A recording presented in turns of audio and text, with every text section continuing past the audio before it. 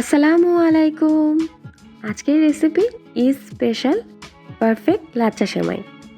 আপনাদেরকে খুব অল্প উপকরণে ঘরে একদম দোকানের মতো পারফেক্ট লাচ্চা সেমাই তৈরি করে দেখাবো।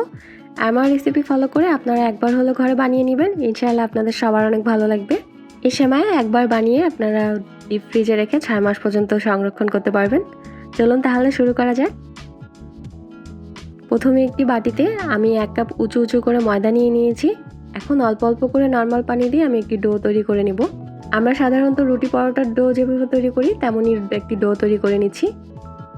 এখন ডোটিকে কাউন্টার টপে নিয়ে খুব ভালো মতো 8-10 মিনিট একটু মথে নেব। এই পার্টটি খুবই ইম্পর্টেন্ট, অবশ্যই 8-10 মিনিটের মতো মথে নিতে হবে। মথা হয়ে গেলে আমি গোল শেপ দিয়ে এখন সেই বাটিতে রেখে দেব। এখন একটি প্লাস্টিক র্যাপার দিয়ে ঢেকে রাখছি 20 মিনিটের জন্য। অবশ্যই 20 মিনিটের জন্য ডোটিকে রেস্টে দিতে হবে। 20 মিনিট পর ফিরে আসলাম। ডোটি এখন অনেকটাই সেট হয়ে গেছে। এখন আমি এই ডোটিকে দুটি সমান ভাগে ভাগ করে নিচ্ছি। 1 কাপ ময়দা দিয়ে আপনারা দুটো সেমাই তৈরি করে নিতে পারবেন। একটিকে আমি খুব ভালো মতো একটু ঘুরিয়ে ঘুরিয়ে গোল করে নিচ্ছি। আমি এটিকে এখন ডোনাটের মতো শেপ দিয়ে নিব। মাঝখানে একটু ফুটো করে ডোনাটের মতো শেপ দিয়ে নিচ্ছি।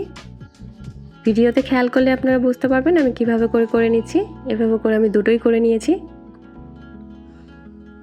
একটি ছড়ানো প্লেটে আমি মেল্ট করা বাটার দিয়ে দিচ্ছি 1/3 কাপ। তেল দিয়ে দিলাম 1/2 কাপ প্লাস 1/4 কাপ।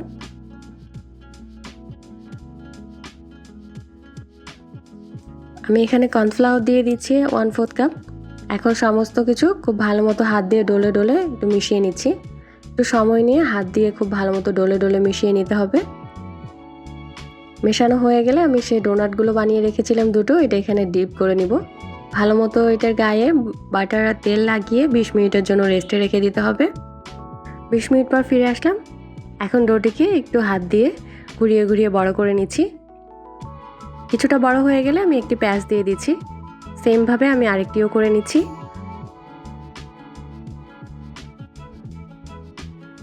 টেনে টেনে বড় করা যাবে না, এটা একা একাই বড় হতে থাকবে আপনারা ঘোরাতে ঘোরাতে। এভাবে করে আমি কয়েকটি প্যাচ দিয়ে নিয়েছি।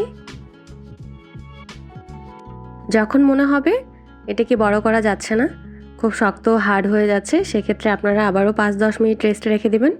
এতে করে আবার 5-10 মিনিট পর এটা এমনিতেই একা একাই বড় হয়ে যাবে। অবশ্যই সময় নিয়ে রেস্টে রেখে রেখে এটা করে নিতে হবে।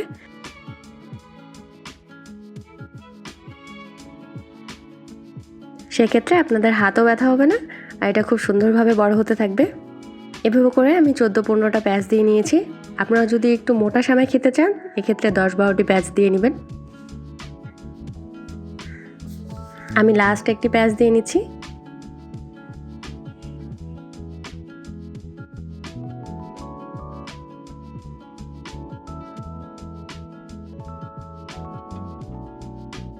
একটি ছড়ানো প্লেটে আমি একটি সেমাই দিয়ে দিচ্ছি। এখন হাত দিয়ে একটু চেপে চেপে ছড়িয়ে নেব। খুব সুন্দরভাবে চেপে চেপে একটু বড় করে নিচ্ছি। দেখুন কিছুটা বড় হয়ে গেছে। এখন প্যানের মধ্যে আমি তেল আর কিছুটা ঘি দিয়ে নিয়েছি। খুব ভালো মতো তেল আর ঘি গরম করে নিতে হবে। তারপর সে ছড়ানো সেমাইটি দিয়ে দিচ্ছি। ঘি দেওয়ার চেষ্টা করবেন, এতে সেমাইয়ের মধ্যে ঘিয়ের একটি সুন্দর ফ্লেভার আসবে। এখন একটি কাঁটা চামচের সাহায্যে সাথে সাথে আমি ছড়িয়ে ছড়িয়ে দিচ্ছি।